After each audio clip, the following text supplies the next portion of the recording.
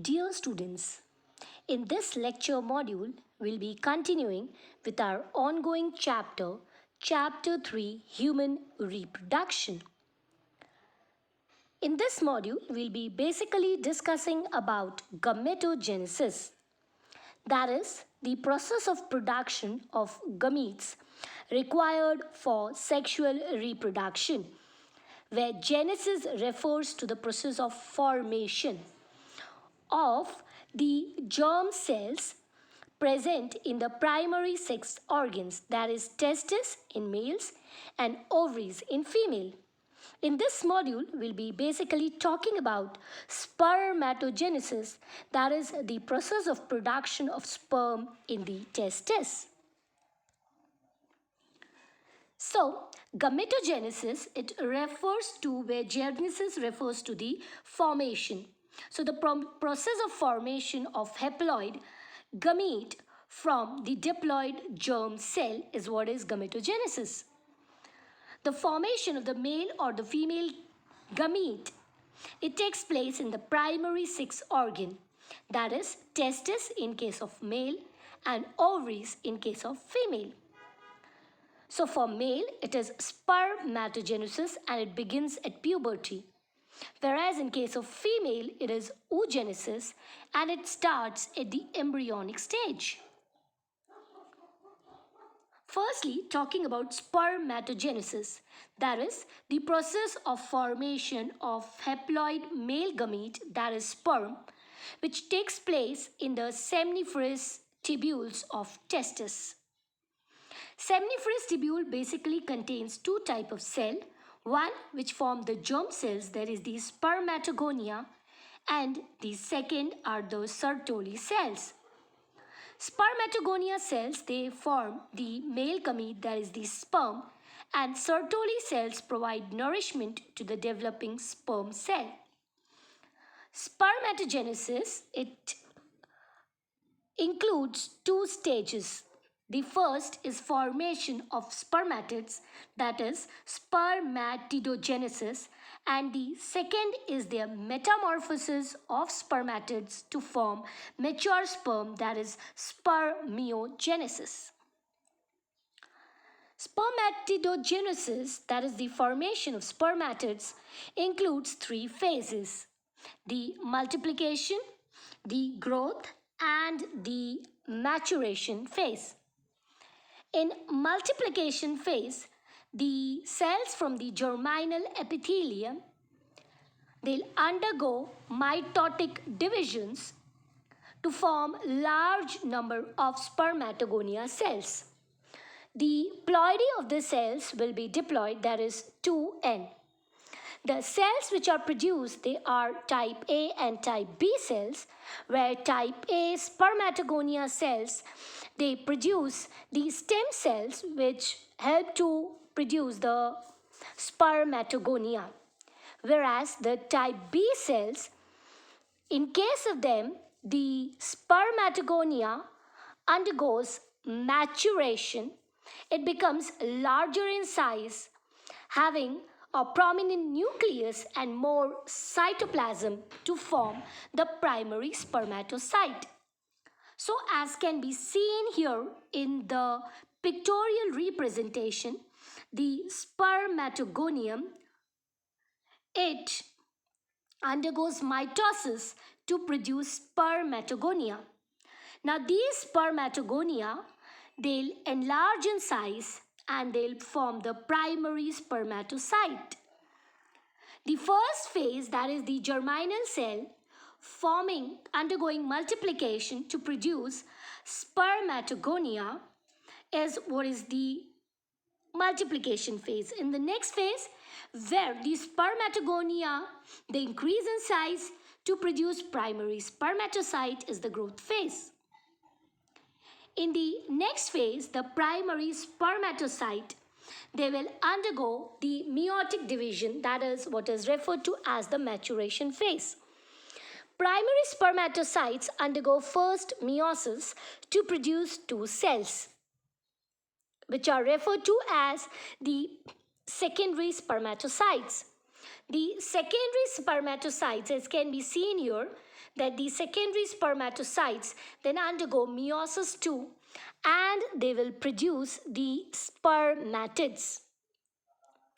Thus, by this process, the spermatids are formed, which include the three phases, that is the multiplication, growth and maturation, and this process is called as spermatogenesis. After spermatogenesis, the inactive non-motile spermatids, which are large circular cells, totally different from the sperm, they get transformed into the motile spermatozoa called as sperm.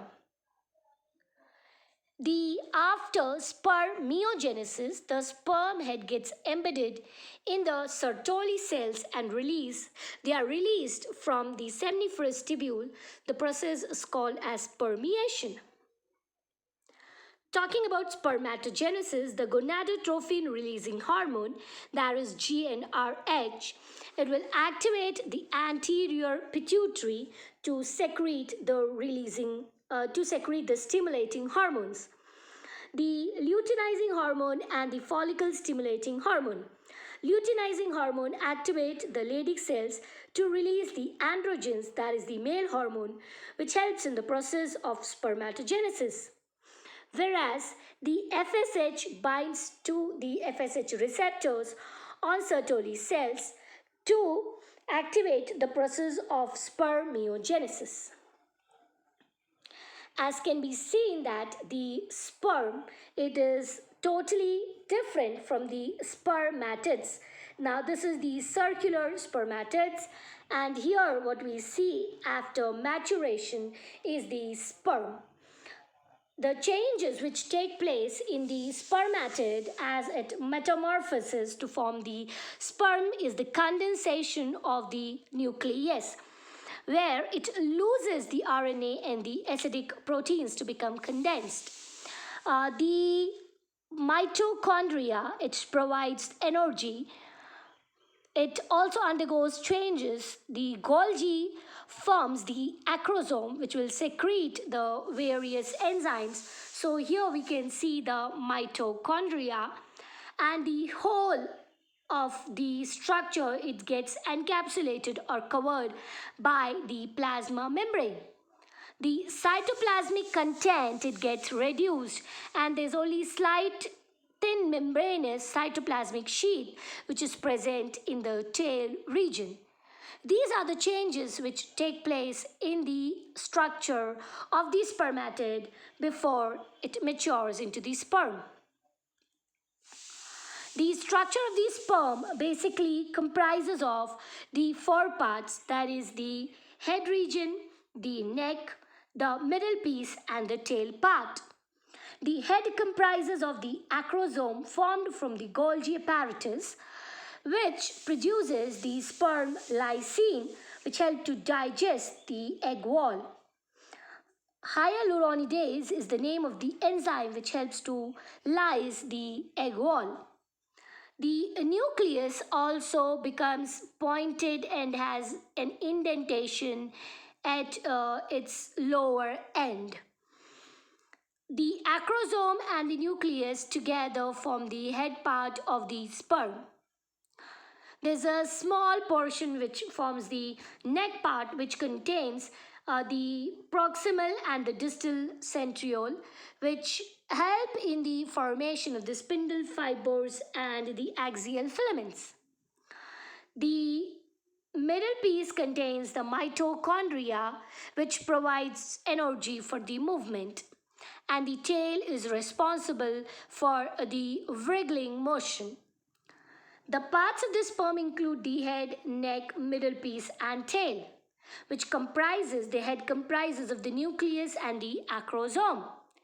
Acrosome releases sperm lysine, that is hyaluronidase. It is formed from the Golgi complex. Neck helps to connect the head and the middle piece. Middle part contains mitochondria. The tail, it is a long, slender, vibrating structure. In one ejaculation, 200 to 300 million sperms are produced. 60% they must have normal shape, size, and 40% of the motility. In this module, we had carried out a detailed discussion on spermatogenesis and the structure of the sperm. Hopefully, you must have garnered all the concepts thoroughly. In the next module, we'll be carrying out discussion on gametogenesis in female, that is oogenesis. Thank you.